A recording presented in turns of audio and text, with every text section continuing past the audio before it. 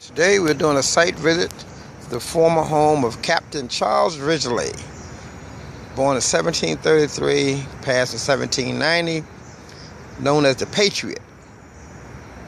Ironically, the Patriot, builder of the Hampton and owner of Northampton Iron Works, supplier to the American Revolutionary Forces, Maryland Line Chapter, Daughters of the American Revolution. So here we are in Towson, Maryland, a little north of Towson, actually on exit 27B, which is the Laney Valley Road, right near Towson, past Towson. Over here, the building down to the building there is the museum gift shop and visitor interest when you come into the Hampton House.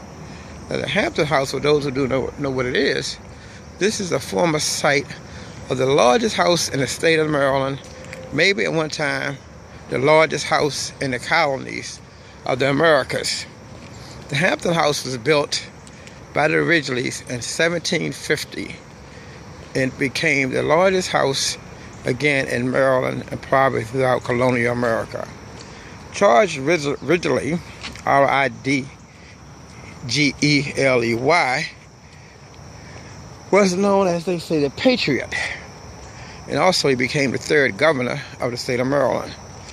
As we're walking now along the pathway to the main entrance of what was known as the Big House, you see a plaque here that tells you Hampton, an American story. The lands was once part of the largest estates in Maryland and one of the most impressive. The Ridgely family owned Hampton plantation for more than 200 years, and their home and many farm buildings have changed little since the 19th century. This property weathered the growing pains of the nation from colonial times through World War II. Here you can experience American history through the architecture, original objects, and stories of those who lived and worked on this site.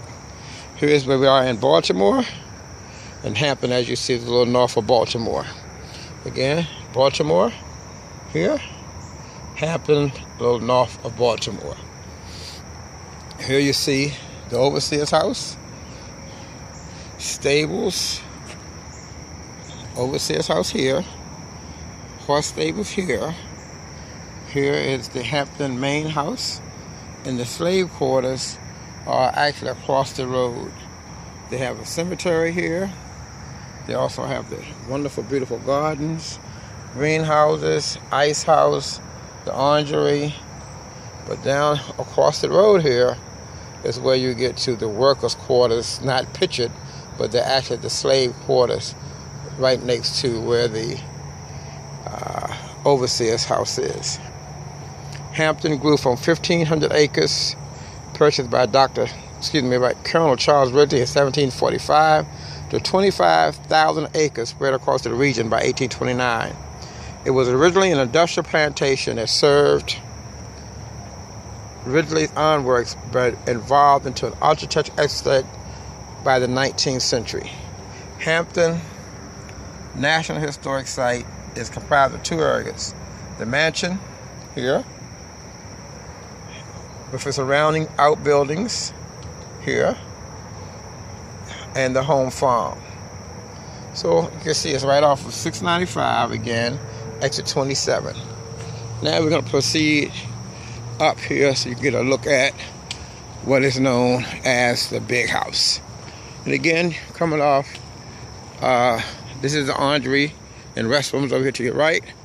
And again, coming off 695 Baltimore Beltway, you would pass exit 25, which is Towson, and just keep coming to exit 27B, which will say the Laney Valley Road, and you would take the exit for Hampton Lane on your right, past Towson United Methodist Church, and come on down Hampton Lane, and then you'll get here to where I am, which again is the Hampton National Historic Site. If you look way across the yard here, almost 300 yards down, is where the slave quarters and the overseer's building are. So they're a long way away from the Hampton House itself. But now we're going to look at the grandeur of what slavery did for some white folk and how they lived. And as you can see, they live pretty good. This was the big house. Let's take a good look at it. Almost reminds you of a really important governmental building of its day. But no, this was the home of Mr. Thomas Ridgely and the Ridgely family. And over the years, prior to the Civil War, they had 300 slaves here per year, thousands over the generations, from 1750 to 1865. This is the Hampton House, Baltimore, Maryland. Actually, some call it Towson, but still, Baltimore County. Okay, so let's see what else we can see around here. This is where many enslaved persons were born, worked, labored, and died. Okay. Over here to my right is the garden down that hill there. So we're walking towards what's known as the cemetery in this section. But you can see the vastness of this plantation. All this is the yard. But still, as these trees could tell, if they could talk about the 125 years of slavery here. This is what's behind the big house. Let's see what this plaque talks about.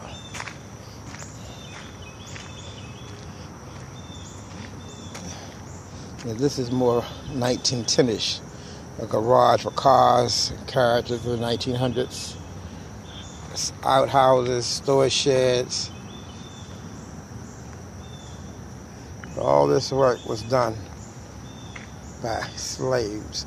At Hampton's height, hundreds of workers / slaves labored to make this a self-sufficient and profitable estate. Slaves and servants who worked in the mansion carried out their daily chores in this yard and also had living quarters in this area.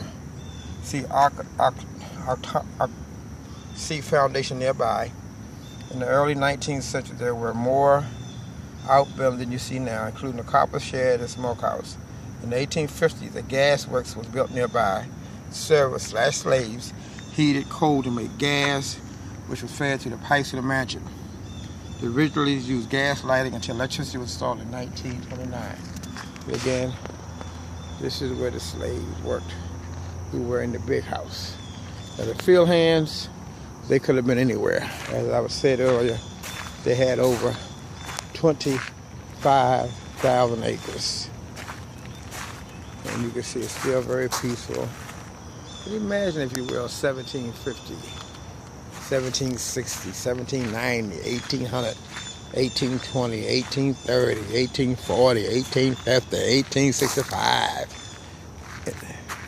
What life would be like on this particular place.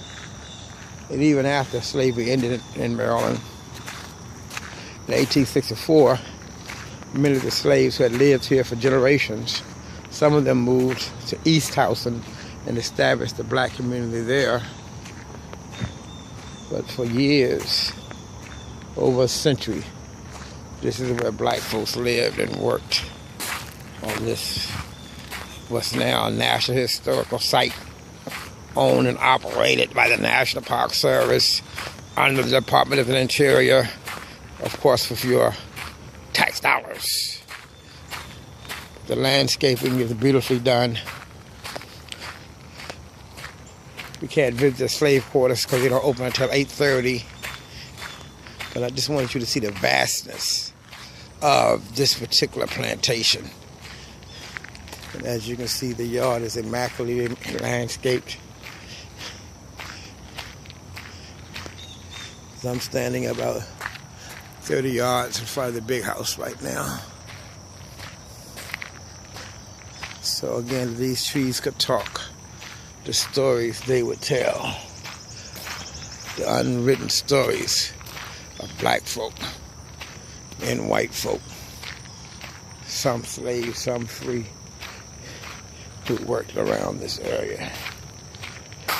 And again, just to give you an idea, here's the big house right here. I'm about 40 yards from the big house. When you turn your attention directly northward from the big house. At the end of this path, you can see our white house in between those trees, and that is actually the overseer's house. I'll zoom in on it for you. That's the overseer's house there, and right to the left of it is 3 buildings which are restored as slave quarters. So get your bus groups together, come on out and visit Hampton. And inside this particular building, every room is still immaculately adorned. I mean, just so beautiful. And it's like time has not touched it at all. Again, thanks to your tax dollars. So this is a wonderful experience for those of you who like to know more about life on the plantation. Come to Baltimore. Call BBH Tours, 443-983-7974. That's BBH Tours, 443-983-7974. And one little last site, let's take a look at this over here. And that's bbhtours@gmail.com.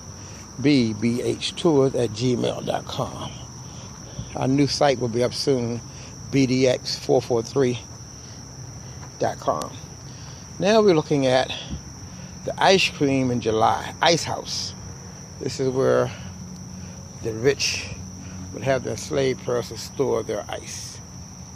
And you can see here, it says, when the originally needed ice, they descend into the pit right here, chip off what was needed, hoist it, or carry, load up a ladder and out the passage. All of this here. Men entered the cavity through the passage and packed the ice down, off or pour water with it to make it freeze. As the ice melted, the mass slid down the cone-shaped pit but stayed compact. Having ice in the summertime was a real luxury in the early 19th century. Storing enough ice to last throughout the summer was a true feat. A large ice house was a sign of wealth, and originally there were 2 such structures at Hampton. Although it looks like a grassy mound from the outside, take the steps to view the elaborate underground vault that allowed the Ridleys to serve ice cream in July. In the winter, slaves or paid workers cut large blocks of ice from frozen ponds on the property. They hauled them up the hill on sledges. The ice was shoveled through a hatch into a cone-shaped cavity that extends 34 feet below ground. The rich and the wealthy, on the backs of slave labor, they had ice cream in July. The Ridleys. Study that. Charles Ridley in the Hampton National Historical Site. But meanwhile, if you want to do a tour, bring your group, bring your family reunion, bring your school children, call Lou Fields, BBH Tours, 443-983-7974. Thank you very much.